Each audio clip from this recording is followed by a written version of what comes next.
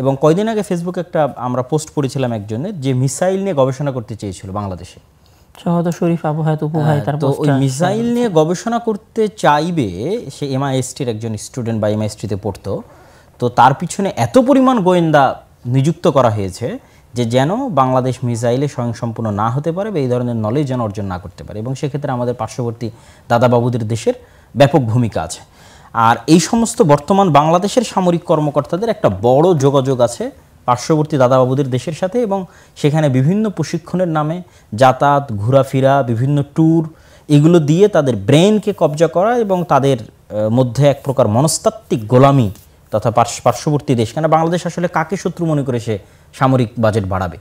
এটা চোখ বন্ধ করলেই খুব ভালো জানার বিষয় যে তিন দিকে যার সীমানা বেশি তাকে শত্রু মনে করে তাকে সামরিক বাজেট বাড়াতে হবে। সে আমার শত্রু না হলেও তাকে শত্রু মনে করে বাজেট বাড়াতে হবে। সেই জায়গায় মনস্তাত্ত্বিক গোলামি ঢুকিয়ে দেওয়ার জন্য প্রচুর পরিমাণে এখানে ভারতের পক্ষ থেকে বাজেট আছে, যে এই দেশের সামরিক কর্মকর্তারা বিভিন্ন কিছু শিখতে, ঘুরতে, ট্যুর দিতে, ওই দেশে ঈদের মার্কেট করতে, দার্জিলিংয়ে বিভিন্ন জায়গায়, এমনকি আমাদের যে ফ্লাইট লেফটেন্যান্ট যে তৌকির ইসলাম মারা গেছে তার ট্রেনিংও কিন্তু ভারতে হয়েছে, তারও একটা অংশের ট্রেনিং সে কিন্তু ভারতে গ্রহণ করেছে। তো এই মনস্তাত্ত্বিক গোলামির কারণে কিন্তু বাংলাদেশ না এখন পর্যন্ত এয়ার ডিফেন্স সিস্টেম তৈরি করতে পেরেছে।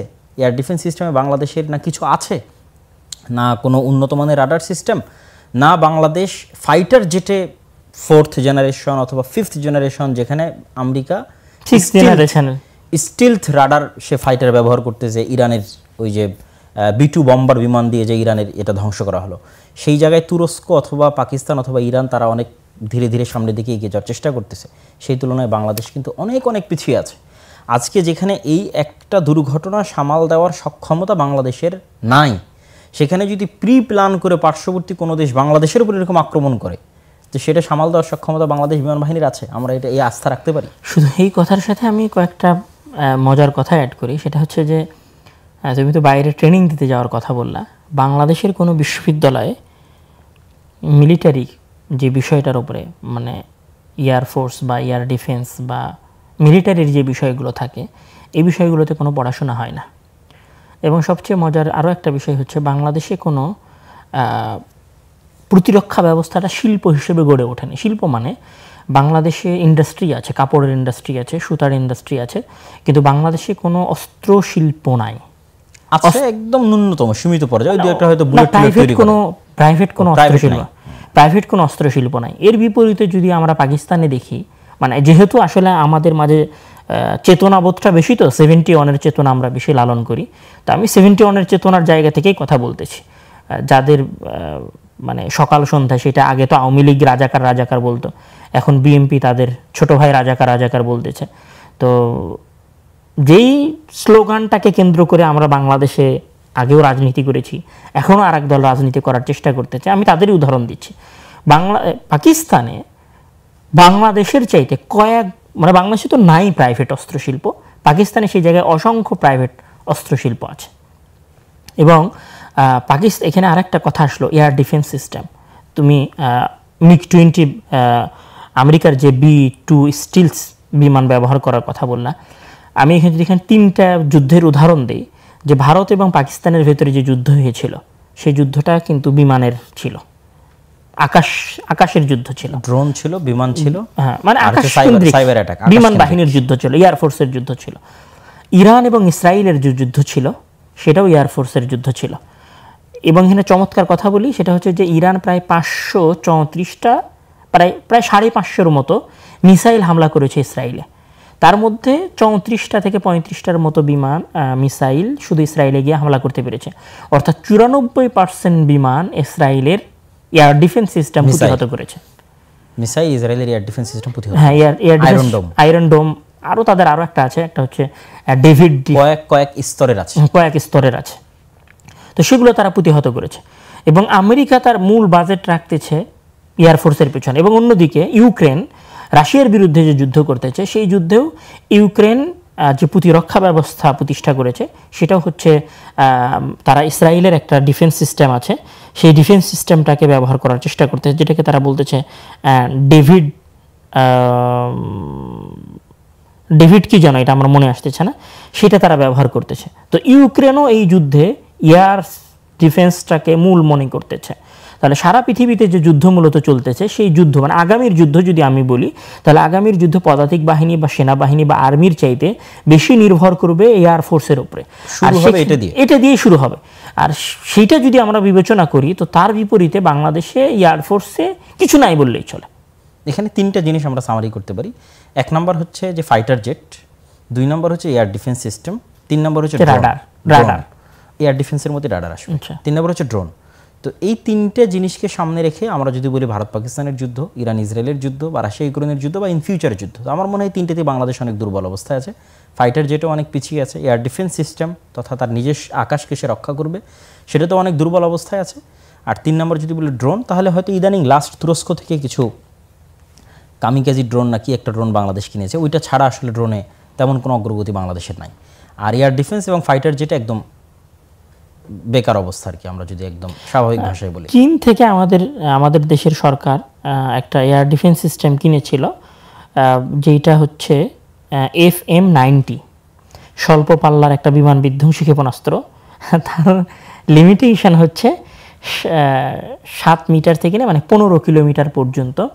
সেটা আসলে গণনার মধ্যে 15 কিলোমিটার পর্যন্ত আর কি। আমি যদি একটু বলি যে এর বিপরীতে S-400 যেটা রাশিয়ার S-400 এর কিলোমিটার হচ্ছে 400 কিলোমিটার পর্যন্ত, মানে 400 কিলোমিটার দূরের কোন 400 কিলোমিটার দূরে যদি কোনো মিসাইল আসে সেটাতে সে ডিটেক্ট করতে পারে এবং সেটাতে সে হামলা করতে পারে, পাল্টা সে হামলা করতে পারে। এবং বর্তমান পৃথিবীর আসলে প্রতিযোগিতাটাই চলছে এয়ার ডিফেন্স সিস্টেমের উপরে। মানে বর্তমান পৃথিবীতে যারা যেটা করার চেষ্টা করতেছে তাদের চেষ্টার মূল একটা অংশ হচ্ছে, যেমন চায়না বলল যে স্টিলথ যে ফাইটার জেট যেটা রাডারকে ফাঁকি দিতে পারে আমেরিকার, সেটাকে ধরার মতো প্রযুক্তি চায়না তৈরি করে ফেলেছে। এটা হচ্ছে quantum defence system, quantum physics দিয়ে হয়তো, হ্যাঁ এটা ফিজিক্স দিয়ে তৈরি করেছে। এটা চলমান একটা প্রজেক্ট। পৃথিবীতে সবচেয়ে চ্যালেঞ্জিং এখন প্রজেক্ট হচ্ছে কোয়ান্টাম প্রজেক্ট বা কোয়ান্টাম কম্পিউটারিং এর ক্ষেত্রে বলতে পারি। কোয়ান্টাম ফিজিক্সকে সামনে রেখে সামনের দিকে আগানো, এটা অত্যন্ত ক্ষুদ্র থেকে ক্ষুদ্রতী অংশ নিয়ে কাজ করা। জি, তো সব মিলিয়ে আমরা যদি এয়ারফোর্সের উপরে আমাদের কথাটুকু টানি, তো অন্যদের আমরা যে জায়গায় বলছিলাম আর কি, কথাটা একটু এলোমেলো হয়ে গেল। ডিফেন্স সিস্টেমে আমাদের যেমন দুর্বলতা আছে, সামরিক যুদ্ধ বিমানে আমাদের তেমন দুর্বলতা আছে, এবং ড্রোনের ক্ষেত্রেও আমাদের দুর্বলতা আছে। সকল দুর্বলতাকে সামনে রেখে বাংলাদেশ সরকারের যে বাজেট এয়ারফোর্সের জন্য সেটা অনেক কম। এবং এখানটা মজার কথা বলি, যেটা আমি বলতে যাচ্ছিলাম শুরুতে, সেটা হচ্ছে যে সবাই এয়ারফোর্সে বাজেট দিচ্ছে, বেশি করতেছে, আর বাংলাদেশে এয়ারফোর্সের বাজেট হচ্ছে সেনাবাহিনীর মানে সামরিক খাতের বাজেটের মধ্যে সবচেয়ে কম অংশ পায় আসলে এয়ারফোর্স। আসলে কার ভয়ে, কার ইশারায় বাংলাদেশ আসলে এয়ারফোর্সের সবচেয়ে কম বাজেট রেখেছে? এবং একটা মজার বিষয়, বাংলাদেশ একসময় রাশিয়ার কাছ থেকে একটা ট্রেনিং বিমান কেনার চেষ্টা করেছিল, ফাইটার জেট, যেটার মূল উদ্দেশ্য ছিল মানে ওইটা যদি কেউ ট্রেনিং নেয়, এটা হচ্ছে তাদের ভাষায় 130, রাশিয়ার ভাষায় কি যেন বলে এটাকে। তো সেটাতে ট্রেনিং দিলে যেটা সুবিধা হয় যে ওই বিমানে ট্রেনিং দেওয়ার পরে রাফাইল বা F-60 এরকম যে কোনো ধরনের বিমান ওই পাইলট পরিচালনা করতে পারে। এই প্রযুক্তি বাংলাদেশ মানে এইটার প্রতি বাংলাদেশ 15-16 সালের দিকে আগ্রহ দেখালেও বাংলাদেশ এরপরে এই চুক্তির দিকে আর আগ্রহ দেখায় নাই। মানে কার ইশারায় আসলে চুক্তিটা বন্ধ হয়ে গেছে সেটা আল্লাহ তাআলাই ভালো জানে বলতে আমরাও জানি এবং বাংলাদেশে আলোচনা হচ্ছে। এবং সবচেয়ে মজার বিষয় হচ্ছে নীলফামারীর যে বিমানবন্দর, দক্ষিণ এশিয়ার সর্ববৃহৎ বিমানবন্দর, সামরিক বিমানবন্দর, অথচ সেই বিমানবন্দরের কোনো সামরিক বিমান ঘাঁটি, অথচ সেই বিমান ঘাঁটির কোনো কার্যক্রম নাই। তাহলে বাংলাদেশে আমি এটা বলবো যে বাংলাদেশে প্ল্যানিং বাংলাদেশের বিমান বাহিনীটাকে ডিমোটিভেটেড, অবহেলিত এবং বাধ্য করে ছোট করে রাখা হয়। আর তার বিপরীতে বাংলাদেশ যেটাতে সবচেয়ে শক্তিশালী এবং বাংলাদেশে যে জিনিসটা আমদানি করা হয়েছে এবং বাংলাদেশ যেটাতে সারা পৃথিবীর চেয়ে এগিয়ে আছে, সেটা যে চেতনার ব্যবসা আর রাজনীতি, সভাপতি, সহসভাপতি, ছাত্রনেতা, চাঁদাবাজি, দুর্নীতি। আসলে 53 বছর একটা বিষয়ে বাংলাদেশ সারা পৃথিবীতে সর্বোচ্চ স্থান অধিকার করেছে যদি আমরা বলি। এবং এটাই যদি বাংলাদেশের সফলতা যদি আমরা বলি, তাহলে এই 53 বছরে বাংলাদেশের 53 বছরে আমাদের সফলতা হচ্ছে 71 এর চেতনা। এর বাইরে আর কোনো কিছু নাই। এই জায়গায় আসলে আমরা যাকেই পরিষ্কার করার চেষ্টা করি না কেন, বাংলাদেশে যারাই 53 বছরে ক্ষমতায় এসেছে তারা সবাই বাংলাদেশের এয়ারফোর্সের দুর্বলতার জন্য দায়ী, এবং তারা সবাই বাংলাদেশের 34 বছরের 32টা বিমান দুর্ঘটনার জন্য দায়ী, তারাই বাংলাদেশের এয়ার ডিফেন্স সিস্টেমে সবচেয়ে দুর্বল থাকার জন্য দায়ী। আজকে হয়তো মানুষ ফ্র্যাঙ্কলি, আমি এখানে বলি, আজকে হয়তো মানুষ ফ্র্যাঙ্কলি কথা বলতে পারতেছে, তাই এই বিষয়গুলো আসতেছে। যদি আজকে দলীয় সরকার থাকতো তাহলে আজকে ওই বিষয়গুলো আসতো না। এবং বাংলাদেশের নত পররাষ্ট্রনীতি কেন মানে এয়ার ডিফেন্স সিস্টেমে বা বাজেট কেন বাড়াতে পারতেছে না, বা যেটা তুমি বললা যে এগুলোতে কেন আসলে সামনের দিকে আগানো যাচ্ছে না, কোন ইঙ্গিত বা কোন আকার বা কোন প্রবলেম, সেটা হচ্ছে বাংলাদেশের নত পররাষ্ট্রনীতি। এই জায়গা থেকে যদি বাংলাদেশ বের হতে চায় তাহলে বাংলাদেশকে চায়না এবং পাকিস্তান এবং তুরস্ক, এই যে বেল্টটা আছে, এই বেল্টের সাথে তার সামরিক সক্ষমতা, সামরিক যোগাযোগ এবং সামরিক চুক্তি বাড়াতে হবে। এবং এটাতে আসলে কারো কথায় কান দেওয়া যাবে না, এটা নিজস্ব স্বাধীনতার জন্য এটা জরুরি। এটা কারো কথায় কান দিয়ে এটাতে পিছিয়ে থাকলে এখানে আসলে মানে আমি বলি এটাও আসলে চেতনার সমস্যা থেকেই শুরু। মানে আমাদের দেশের মানুষ কেন এইটা মনে করে যে ভারত আমাদের বন্ধু, ঠিক আছে ওকে ভারত আমাদের বন্ধু, 71-এ ভারত আমাদেরকে সাহায্য করেছে, ঠিক আছে, তর্কের খাতিরে মেনে নিলাম যে ভারত 71-এ আমাদেরকে সহযোগিতা করেছে, তারা আমাদের বন্ধু, ঠিক আছে, অন্ধ হয়েই মেনে নিলাম। কিন্তু এর মানে কি এইটা যে আমরা আমাদের সামরিক খাতে কোনো উন্নয়ন ঘটাতে পারবো না, বা এর মানে কি এইটা যে আমরা নিজেদেরকে শক্তিশালী করতে পারবো না? এই জায়গায় কেন আমাদেরকে ভারতের কথা শুনতে হবে? 71-এ ভারতের পক্ষ থেকে একটা 7 দফা চুক্তি করা হয়েছিল বাংলাদেশের তৎকালীন অন্তর্বর্তী সরকারের সাথে। যে চুক্তির মধ্যে একটা দফা ছিল যে বাংলাদেশের নিজস্ব স্বাধীন সেনাবাহিনী থাকবে না, বাংলাদেশের মিলিশিয়া টাইপ কিছু সীমিত অস্ত্রের ব্যবহারের বাহিনী থাকবে যারা অভ্যন্তরীণ নিরাপত্তা রক্ষা করবে। আর বাংলাদেশের পুরো পররাষ্ট্রনীতি এবং বাংলাদেশের পুরো সামরিক সিস্টেম শান্তির পার্শ্ববর্তী দেশ দেখবে। তাহলে যেহেতু ওই সময় থেকে তাদের এই মেন্টালিটি ছিল, সুতরাং এটা তো তারা কন্টিনিউয়াস চাপাতেই থাকবে। এবং সবচেয়ে যে বিষয়গুলো অসন্তুষ্টির যে বিষয়গুলো এসেছে, সেই বিষয়গুলো তো স্পষ্ট যে আসলে ভারত চায় না, আমাদের দাদা বাবুরা চায় না যে আমরা শক্তিশালী হই, সামরিক দিক থেকে আমাদের এবং আমাদের পররাষ্ট্রনীতি স্বাধীন হোক, এটা তারা কোনোভাবেই চায় না।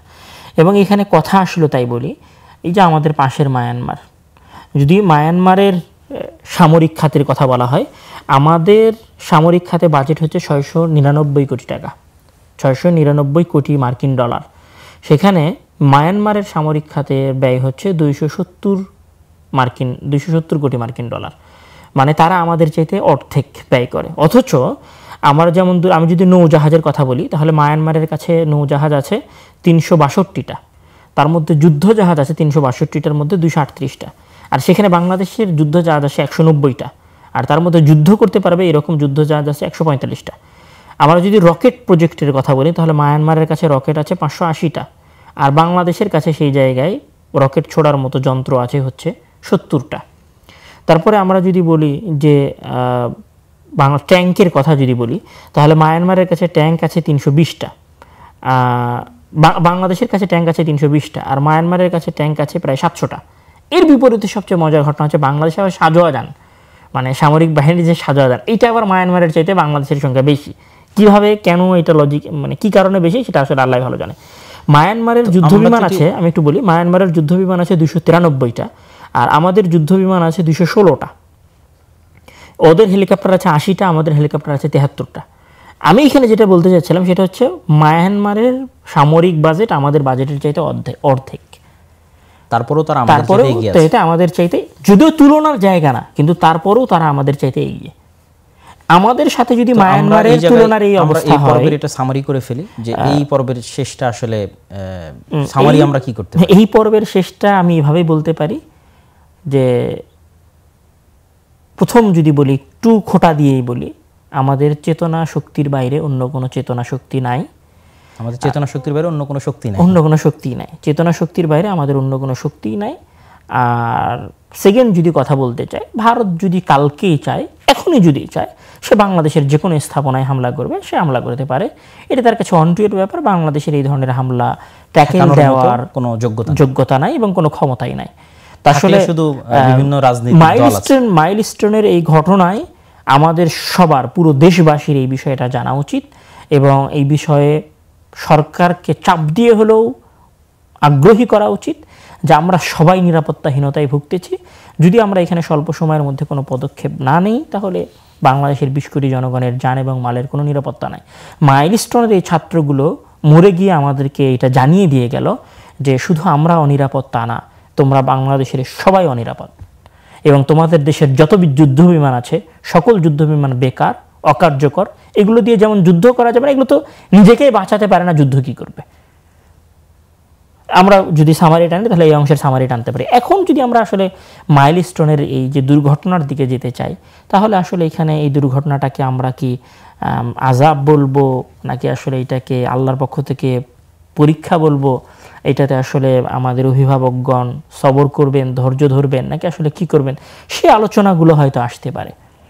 না, সে আলোচনা অবশ্যই করা দরকার, কেননা মানুষ দুনিয়াবী আলোচনা তো আসলে সবাই করবে, এবং দুনিয়াবী আলোচনা যে শুধু আমরা করছি তা নয়, বরং সমগ্র ফেসবুক জুড়ে যদি আমরা দেখি, সমগ্র ইউটিউব জুড়ে যদি আমরা দেখি, টিভি চ্যানেল জুড়ে যদি আমরা দেখি, তাহলে সকল জায়গায় দুনিয়াবী আলোচনাটাই বেশি প্রাধান্য পায়। তো আমরাও যদি আসলে শুধু দুনিয়াবী আলোচনার মধ্যেই সীমাবদ্ধ থাকি, তাহলে আমরা আসলে অন্যদের থেকে আলাদা হলাম কীভাবে? কেননা মুসলমান হিসেবে আমরা বিশ্বাস করি যে আমাদের এই দুনিয়া আসলে খেলতামাশার জায়গা, এবং আমাদের আসল জায়গা হচ্ছে পরকাল, এবং আমাদের সবাইকে মৃত্যুবরণ করতে হবে আজ অথবা কাল। যেহেতু মৃত্যু অত্যন্ত নিশ্চিত এবং অত্যন্ত সত্য, সেহেতু মুসলমানরা সদা সর্বদা মৃত্যুর জন্য প্রস্তুত থাকবে। আজকে যদি আমরা মাইলস্টোনের এরকম ছোট্ট একটা ঘটনা এতটা ভেঙে পড়ি, এতটা হাহুতাশ সমগ্র ফেসবুক জুড়ে, তাহলে গাজার শিশুদের আমরা কিভাবে সান্ত্বনা দেব? সেখানে তো প্রত্যেক দিন এরকম শত শত মাইলস্টোনের মতো ঘটনা ঘটতেছে। এখানে যদি 30টা বাচ্চার এইভাবে পুড়ে যাওয়াতে আমরা এতটা হতাশ হয়ে পড়ি, তাহলে এরকম হাজারের অধিক ছোট ছোট শিশু বাচ্চা গত 2-3 বছরে গাজায় মৃত্যুবরণ করতেছে। তাহলে আমাদের এখান থেকে যেটা আমাদের শিক্ষা নেওয়ার বিষয়, যে আমরা যদি দ্বীনি বিষয়টা দেখি, বা আল্লাহ সুবহানাহু ওয়া তাআলার উপর আস্থা বা তাকদীরের উপর বিশ্বাস বা ধৈর্য ধারণ বা পরীক্ষা, এই বিষয়টা যদি দেখি, তাহলে এটার আমি এইভাবে, তুমি অবশ্যই আরও সুন্দর বলতে পারবা, আমি এটাতে এইভাবে সামারি করতে চাই যে একজন মুমিনের জীবনে আল্লাহ সুবহানাহু ওয়া তাআলা পরীক্ষা করবেন, তার ওয়াদা দিয়েছেন।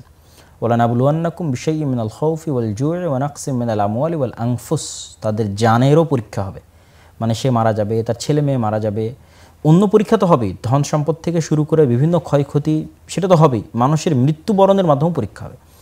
এই জন্য স্বয়ং আমাদের নবী মুহাম্মদ সাল্লাল্লাহু আলাইহি ওয়াসাল্লামকে যদি আমরা উদাহরণ হিসেবে পেশ করি, যে এক জীবনে তিনি যতজনের মৃত্যু দেখেছেন, একটা মানুষ আসলে তার লাইফে ততজনের মৃত্যু দেখে না, আমরা আমাদের লাইফে ততজনের মৃত্যু দেখে না। যেমন তিনি ছোটতেই তার মায়ের মৃত্যু দেখেছেন, তার বাবা নাই, বাবাবিহীন অবস্থায় বড় হয়েছেন, তার দাদার মৃত্যু দেখেছেন, তার চাচার মৃত্যু দেখেছেন, তার প্রাণপ্রিয় স্ত্রী যাকে তিনি সবচেয়ে বেশি ভালোবাসতেন এবং যে তাকে সবচেয়ে বেশি ভালোবাসত, খাদিজা রাদিয়াল্লাহু তাআলা আনহা, তার মৃত্যু দেখেছেন, এবং তার মৃত্যুর বছরকে আমুল হুজন, দুঃখ এবং কষ্টের বছর বলা হয়েছে।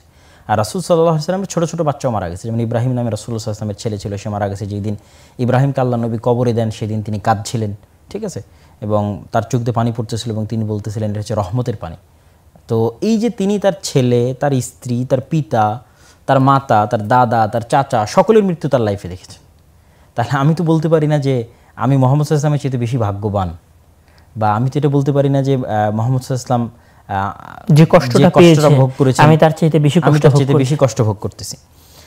তো আমি মনে করি যে এই জায়গায় অনেকগুলো হাদিস এবং অনেকগুলো আয়াত শোনানো যাবে।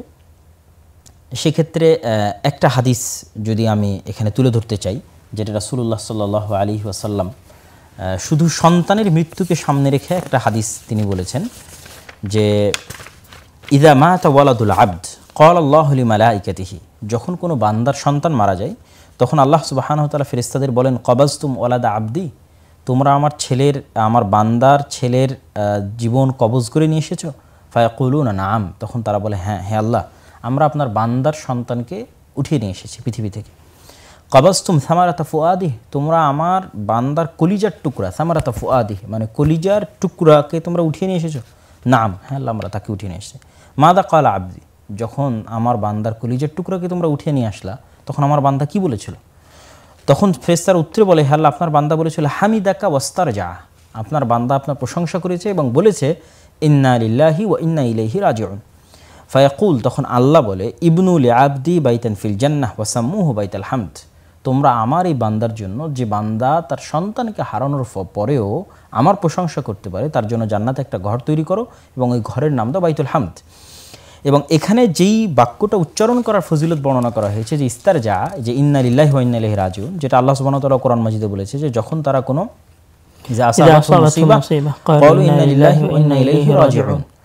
যে তারা যদি কোনো বিপদগ্রস্ত হয়, তারা ইন্না লিল্লাহি ওয়া ইন্না ইলাইহি রাজিউন বলে। এই জিনিসটা আমরা মুখে বলি, ফেসবুকে ব্যবহার করি, কিন্তু এটার গূঢ় রহস্যটা কিন্তু আমাদের জানা নাই। সেটা হচ্ছে যে আমি ঘোষণা দিচ্ছি যে আমি আমার নিজের মালিক না, আমার মালিকও আল্লাহ। তাহলে আমার নিজের জীবনের মালিক যদি আমি না হই, তাহলে আমার সন্তানের জীবনের মালিক আমি কিভাবে হলাম? আর আমরা সবাই যেহেতু একদিন না একদিন আল্লাহর কাছে ফিরে যাব, একদিন আগে অথবা একদিন পরে, তাহলে আল্লাহ সুবহানাহু ওয়া তাআলা আমার সন্তান উঠিয়ে নিলে তিনি চাইলে আমাকে উঠিয়ে নিতে পারতেন। এটা তার কাছে কঠিন কিছু নয়। তাহলে আমরা এখানে ঘোষণা দিচ্ছি যে আমি নিজেরই মালিক না, তাহলে আমার সন্তান, আমার টাকা পয়সা, আমার ধন দৌলত, সেগুলোর মালিক আমি কীভাবে হই? তাহলে ওইটা হারানোতে আমি কষ্ট কীভাবে পাই? সব কিছুর মালিকই আল্লাহ, আল্লাহ উঠিয়ে নিয়েছে। আমাকে চাইলে আল্লাহ আমাকে উঠিয়ে নিতে পারতেন। তাহলে যেহেতু আমার সব কিছুর মালিক এবং দেনেওয়ালা আমাকে দিয়েছেন আল্লাহ সুবহানাহু ওয়া তাআলা, তো আল্লাহ উঠিয়ে নিয়েছেন, এই জন্য আমি আল্লাহর সিদ্ধান্তের উপর সন্তুষ্ট আছি এবং রাজি এবং খুশি আছি। তো অন্য একটা হাদিস রাসূলুল্লাহ সাল্লাল্লাহু আলাইহি ওয়াসাল্লাম বলতেছেন যে কেউ যদি কোনো বিপদগ্রস্ত হয়ে এই দোয়াটা পড়ে যে ইন্না লিল্লাহি ওয়া ইন্না ইলাইহি রাজিউন, তাহলে আল্লাহ সুবহানাহু তাআলা তার যে জিনিসটা হারিয়ে গেছে সেটার চাইতে উত্তম জিনিস আল্লাহ সুবহানাহু তাআলা তাকে দান করে। তো উম্মে সালামা রাদিয়াল্লাহু তাআলা আনহা একবার বলছিলেন যে আমার তো স্বামী হারিয়ে গেছে, তা আমি ইন্না লিল্লাহি ওয়া ইন্না ইলাইহি রাজিউন বলে আমি আসলে কি পাবো? আমি আর চেয়ে উত্তম কী পাবো? পরবর্তীতে দেখা গেল যে উম্মে সালামা রাদিয়াল্লাহু তাআলা আনহা রাসূল সাল্লাল্লাহু আলাইহি ওয়াসাল্লামের সাথে বিবাহ হয়েছে। তো এই হাদিসটার প্রতি আমাদের বিশ্বাস রাখতে হবে যে আমার সন্তান মারা গেছে, অবশ্যই এর মধ্যে কোনো না কোনো কল্যাণ আল্লাহ সুবহানাহু ওয়া তাআলা নিহিত রেখেছেন, যেটা আমি জানি না। কেননা আমার কাছে এই সময়টা অনেক লম্বা, আর আল্লাহ সুবহানাহু ওয়া তাআলার কাছে এই সময়টা অনেক অল্প। আমাদের কাছে 16 বছর মনে হয়েছে জুলুম নির্যাতন অনেক লম্বা, কিন্তু আল্লাহ সুবহানাহু ওয়া তাআলার কাছে এটা কিছুই না। আর আল্লাহ সুবহানাহু ওয়া তাআলা লাতিফ, তিনি সব কিছু খুব ধীর স্থিরভাবে এবং সূক্ষ্মভাবে করেন, এবং তিনি জানেন এরপরে কি হবে, এরপরে কি হবে আমরা তো জানি না। আমরা জানি না, এই জন্য আমরা হতাশাগ্রস্ত হই, আমরা চিন্তাগ্রস্ত হই। যেমন খিজির আলাইহিস সালাতু ওয়াস সালামের ঘটনায় যদি আমরা দেখি, যিনি একটা ছোটো বাচ্চাকে মেরে ফেলে দিলেন, মুসা আলাইহিস সালাম বললো কেন মারলেন? তো উনি জানতেন না যে আসলে কী আছে। তো উনি বললো যে এই বাচ্চা যদি বড় হতো তাহলে পিতা মাতাকে হত্যা করতো। তো আসলে কোনটার মধ্যে কি কল্যাণ আছে সেটা যেহেতু আমরা জানি না, যিনি লাতিফ তিনি জানেন, সেহেতু তার ফায়সালা এবং তার সিদ্ধান্তের উপর আমাদের সন্তুষ্ট থাকা এবং আমাদের রাজি এবং খুশি থাকা অত্যন্ত জরুরি।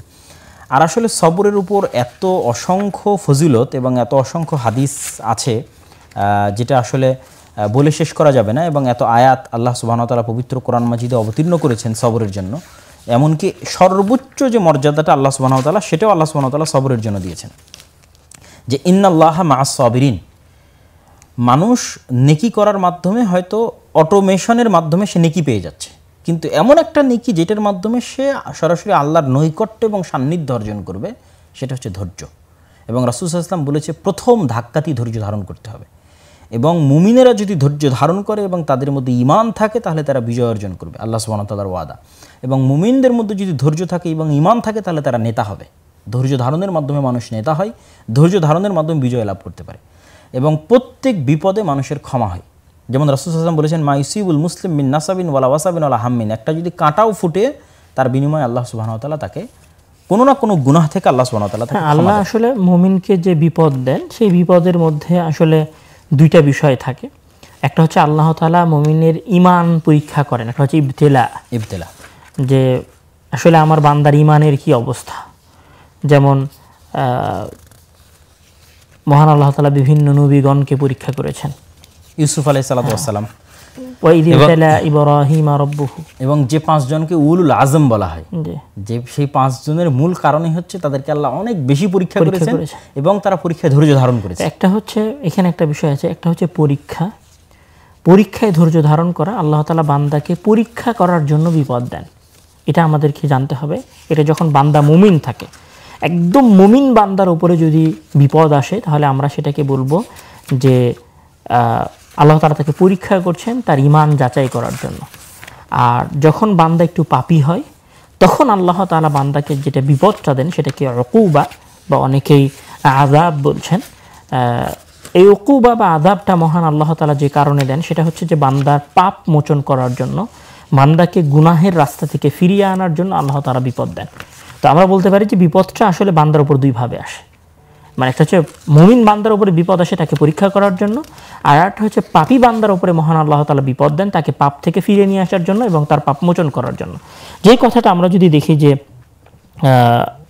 ইবনুল কাইয়্যিম রাহিমাহুল্লাহ বলেছেন, যে উনি যে কথাটা বলেছেন সেটা হচ্ছে আল বালাউ ইয়াকুনু লিল মুমিনি তামহিসান ওয়া রাফআন ওয়াল উকুবাতু তা'দীবুন লিল মুযনিব ওয়াল আযাবু ইস্তিসালুন ওয়া ইনতিকামুন লিল কাফির। যে আল্লাহ তাআলা পরীক্ষা করেন মুমিনকে তার মর্যাদা বাড়িয়ে দেওয়ার জন্য, আর শাস্তি দেন পাপী বান্দাকে তাকে শিষ্টাচার শিক্ষা দেওয়ার জন্য। আর মূলত আল্লাহ তাআলা কাফেরকে আযাব দেন, শাস্তি দেন। তাহলে আমরা এটা বলতে পারি যে বিপদটা মূলত 3 ধরনের হয়। একটা হচ্ছে পরীক্ষা করার জন্য, একটা হচ্ছে বান্দার পাপ মোচন করা এবং বান্দাকে শিক্ষা দেওয়ার জন্য এবং পাপ থেকে নেকির পথে ফিরে যাওয়ার জন্য। আর আল্লাহ তাআলা কাফেরকে শাস্তি দেন, তাকে এটা শাস্তি হিসেবে শাস্তি দেন। এরকম একটা হয়তো এখানে সামারি হতে পারে। এবং সবগুলোর ক্ষেত্রে যেটা ইবনুল কাইয়িম রাহিমাহুল্লাহ বলছেন যে আস-সাবরু নিসফুল ঈমান ওয়াল ইবতিলাউ সানাতুন মাদিয়া ওয়াল জাযাউ আলা কদারিস সবর। মানে আস-সাবরু নিসফুল ঈমান, ঈমানের অর্ধেক হচ্ছে সবর। মানে আসলে বান্দা আল্লাহ তাআলার উপরে কতটুকু বিশ্বাস স্থাপন করে সেইটা মূলত তার সবরের উপর নির্ভর করে। মানে বান্দা কত ধৈর্যশীল সেটাই নির্ধারণ করে যে বান্দা আসলে কতটুকু ঈমানদার। এবং আল জাযাউ আলা কদারিস সবরি, এবং আল্লাহ তাআলা সবরের মানে যে বিপদটা দিলেন, আমার উপরে যে বিপদটা দিলেন, এই বিপদের আসলে আমি কি প্রতিদান পাবো, এই প্রতিদানটাও নির্ভর করবে যে আমার সবরের উপরে। মানে আমি যত বেশি ধৈর্য ধারণ করতে পারবো, যত কম কথায়, যত কম আফসোসে ধৈর্য ধারণ করব, আল্লাহ তাআলার প্রতিদান তত বেশি হবে। আমি যদি